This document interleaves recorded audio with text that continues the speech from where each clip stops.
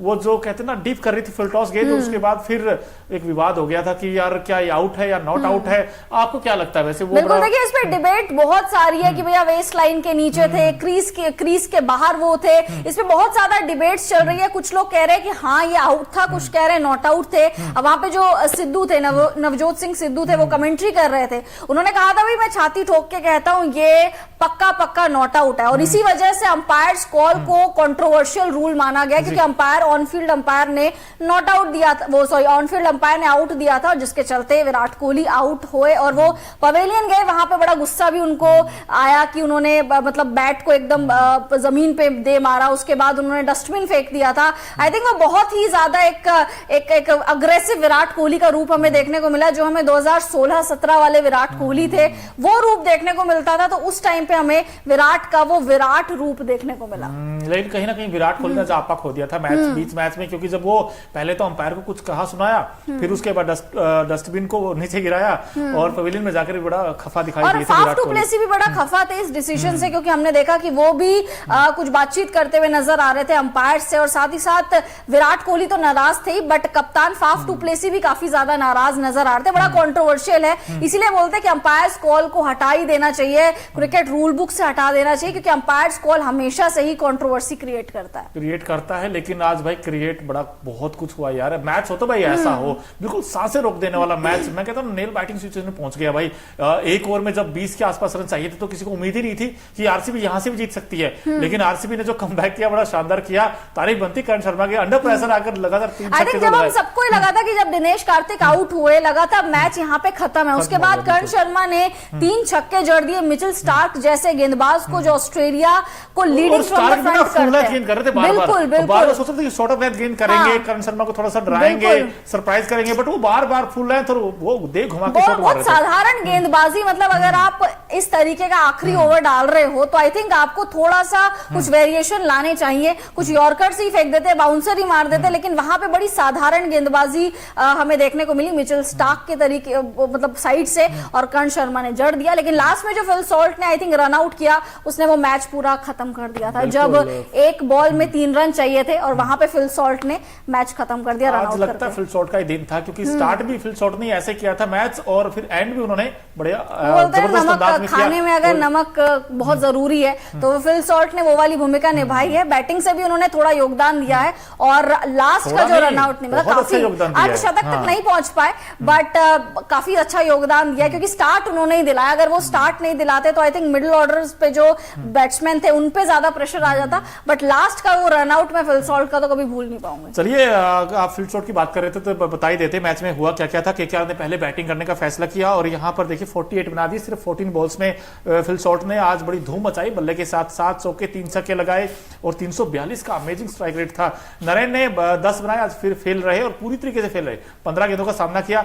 अंकुरिश रघुवंशी भी आज जल्दी आउट हो गए, सस्ते में निपट गए, और वेंकटेश अय्यर भी, यानी कि कहीं ना कहीं मानना पड़ेगा जो मिडिल ऑर्डर है वो एक बार फिर से केकेआर का कोलैप्स कर गया, जिसमें कि अंकुरिश रघुवंशी, सुनील नारायण, वेंकटेश अय्यर। लेकिन श्रेयस अय्यर ने आज कैप्टन नॉक खेली है और ये आपके सामने भी है, भी 50 बनाए, 36 गेंदों का सामना किया, 7 चौके 1 छक्का लगाया। बड़े कहते हैं कूल काम एंड कंपोज, बड़े पॉजिटिव फ्रेम में नजर आए वहां पर। लेकिन सुनील नारायण आज जल्दी आउट हो गए, जिसकी वजह से लगा था कि भाई ये टीम शायद हो सकता है 170-180 तक रुक जाएगी। लेकिन जब लास्ट में रिंकू और रसेल की वो जो पार्टनरशिप हुई थी, उसने ये स्कोर धीरे धीरे करके 200 के आसपास ले गए। लेकिन 222 तक पहुंचाने में जो सबसे अच्छा ये कंट्रीब्यूट किया, वो जो मैच फिनिशिंग नॉक खेली, वो 24 बना दिया रमनदीप सिंह ने। अब रमन कहते हैं ना, मन जीत लिया उन्होंने, 9 में 24 बनाकर, और स्कोर छलांगे लगाता 222 पहुंच गया। अब 223 का टारगेट है श्रद्धा बैटिंग करने के लिए। लेकिन विराट ने भी उसी अंदाज में बैटिंग की जैसे रमनदीप ने की या फिर शॉट ने की। पहली गेंद में चौका मार दिया, पहली गेंद में चौका मार दिया था। अब लगा था कि यार 2 छक्के भी लगा दिए विराट ने,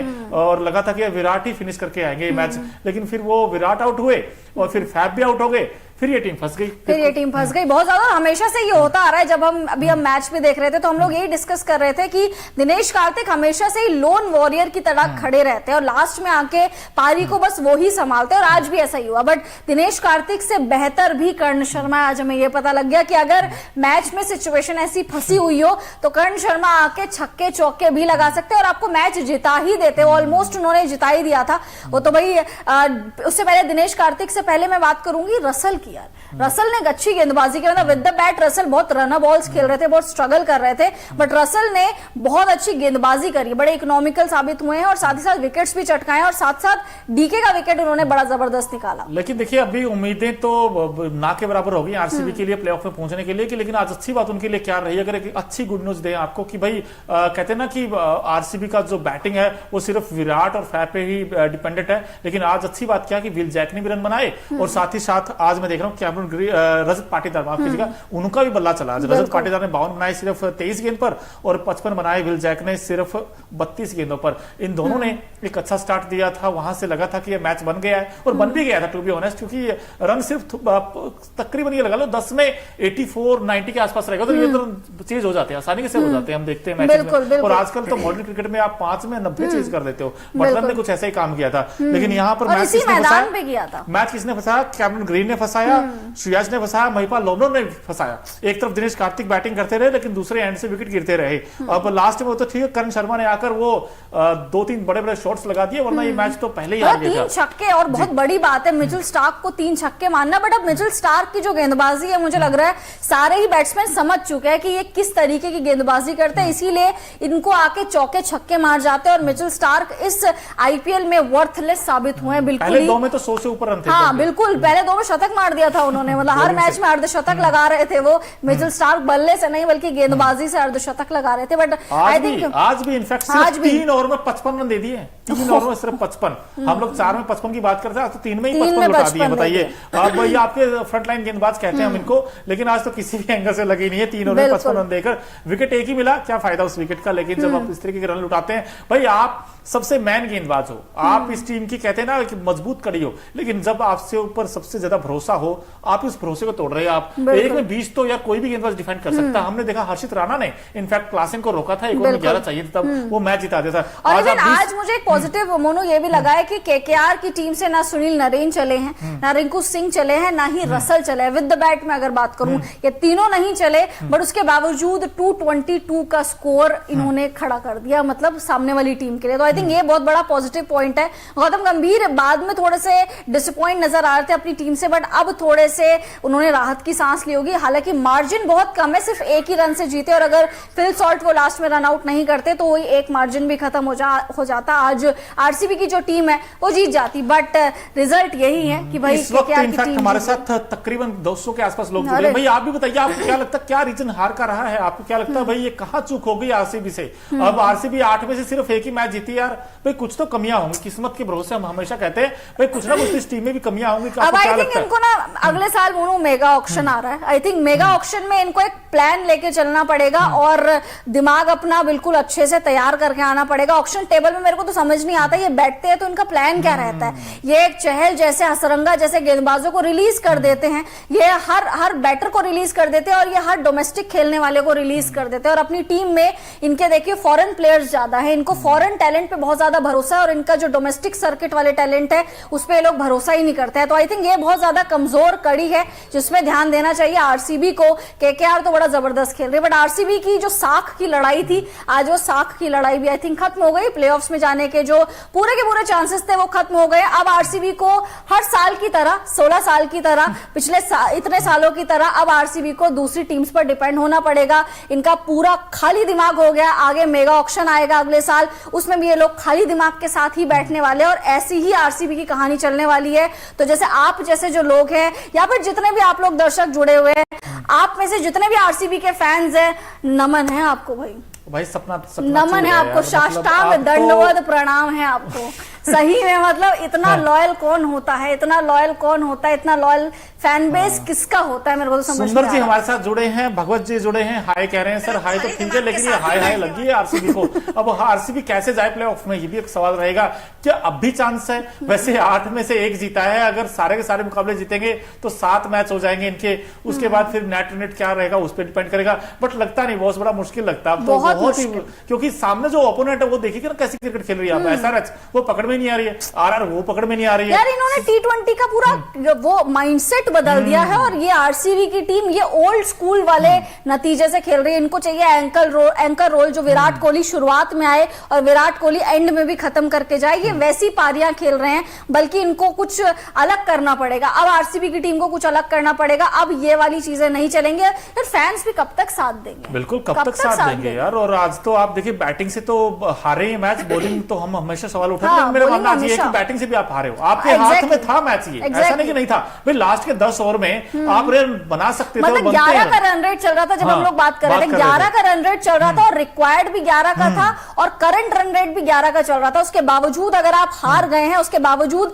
आपके जो बैटर्स है रन नहीं बना रहे और करण शर्मा आके 3 छक्के लगा जा रहे हैं, तो शर्म की बात है। आरसीबी की टीम पे पूरी और मैनेजमेंट में भी शर्म की बात है। आप जब घर जाएंगे तो सोचिए, एक पेन पेपर निकालिए, नेहरा जी की तरह सोचिए कि कहां पे आपके लूप होल्स है और कहां पे आपको सही में वर्क करने की जरूरत है। और जब ऑक्शन टेबल पे बैठे तो प्लीज अच्छे खिलाड़ी चुनिए, प्लीज डोमेस्टिक सर्किट वाले खिलाड़ी आप चुनिए। इनफैक्ट वीरेंद्र सहवाग ने तो बोल भी दिया था ना, जो इंडिया के फॉर्मर प्लेयर हैं, उन्होंने कहा था कि भाई इनके पास तो वही गेंदबाज बच जाते हैं जो ऑक्शन टेबल में बच जाते हैं ना, शेष रह जाते हैं, उनको ही शामिल कर लेते हैं। भाई बॉलिंग में आपको थोड़ा सा ना मजबूती लेकर आनी पड़ेगी, कहीं ना कहीं से आपको सोचना पड़ेगा कि भाई हम बॉलिंग में कैसे बेहतर हो सकते हैं, क्योंकि हम जानते हैं, हर कोई विश्वास करता है कि बैटिंग के दम पर आप ना 2 या 3 मैच तो जीत सकते हो, लेकिन टूर्नामेंट जीतने के लिए आपको बॉलिंग और बैटिंग और फील्डिंग तीनों से ही कमाल करना पड़ता है, तब जाकर आप टूर्नामेंट जीतते हो। लेकिन दोस्तों आज भी थोड़ा सा मुझे अभी भी मैं अपसेट हूं आरसीबी से, क्योंकि आपने पहले 6 ओवर में 74 बना दिए थे, आज भी 74 बना दिए थे। उसके बाद अगर